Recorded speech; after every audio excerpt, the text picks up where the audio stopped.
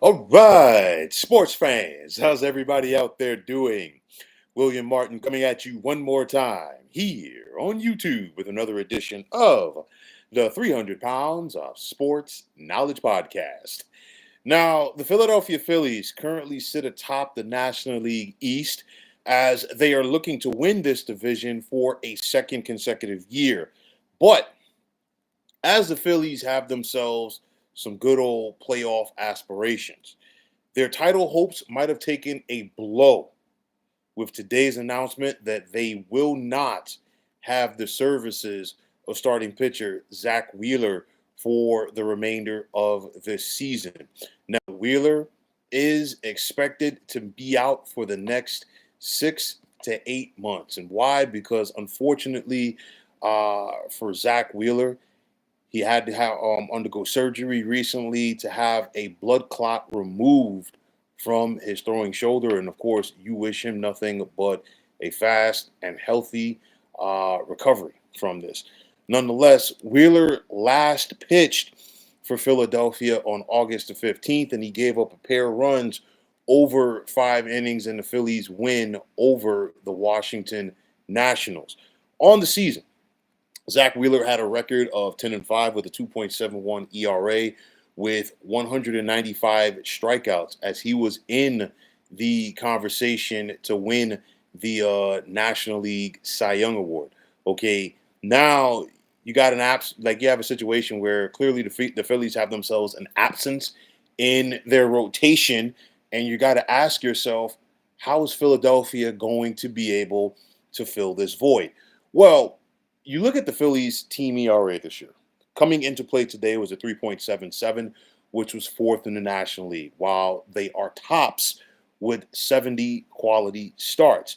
And it looked like Philadelphia was going to employ a six-man rotation because remember, they just got Aaron Nola back from injury. And it looked like, Philly was really sitting in the catbird seat. And unfortunately for them, they just lost Zack Wheeler.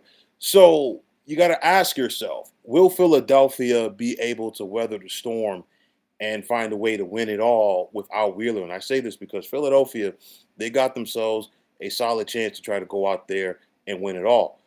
Right now for Philadelphia, the best news for them is that they came into play today with a 6-game lead over the New York Mets for first place in the NL East. So basically, they've got themselves a working margin here as the month of August wraps up. And of course, we've got one more month, September, before we're talking about the postseason.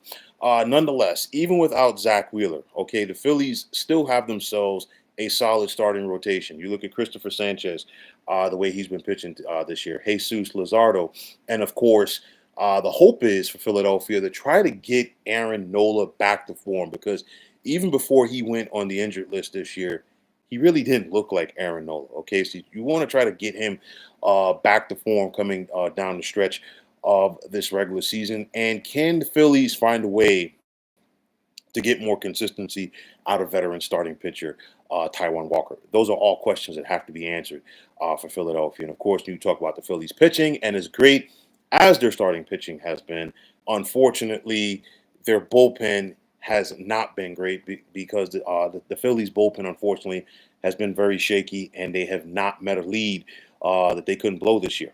Okay, but nonetheless, we did see Philadelphia try to shore up their bullpen at the trade deadline. So hopefully, for their sake, things kick in coming down the stretch and, of course, into the postseason. But nonetheless, we know that Philadelphia is going to hit, okay, because they have one of the most potent lineups in baseball. Looking at the likes of Kyle Schwarber, Trey Turner, Bryce Harper, JT Realmuto, and Nick Castellanos, just to name a few.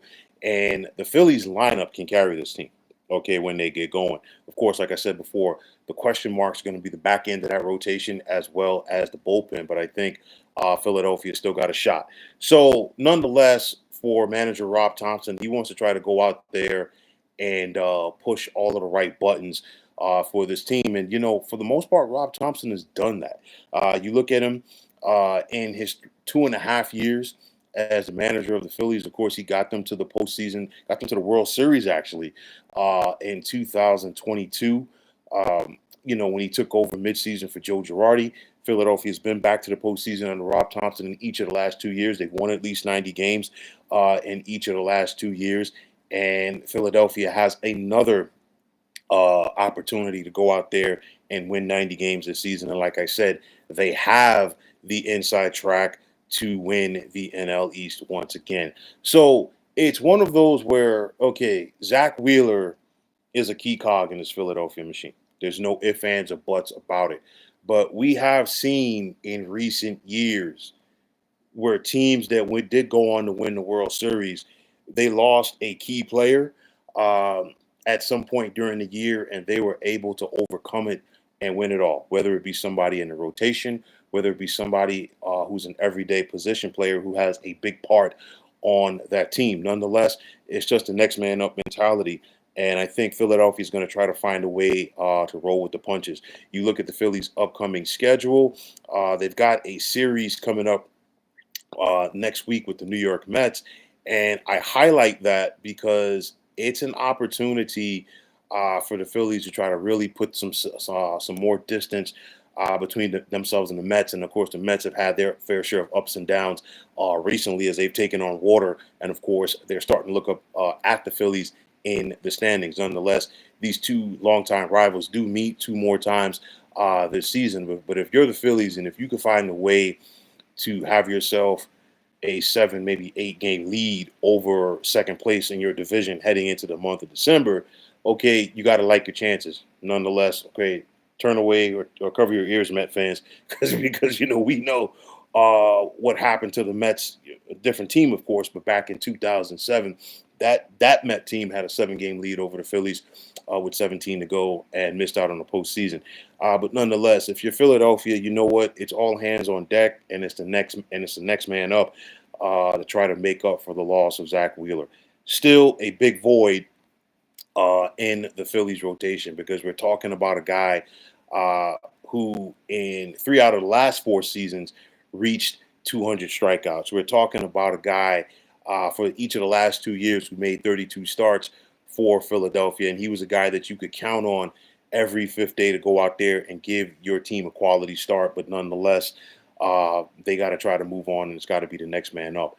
Tough loss for Philadelphia, but like I said, they've got some time right now to try to weather the storm heading into the postseason, and let's see what works out for them. But nonetheless, they've got to find a way to keep going without Zack Wheeler.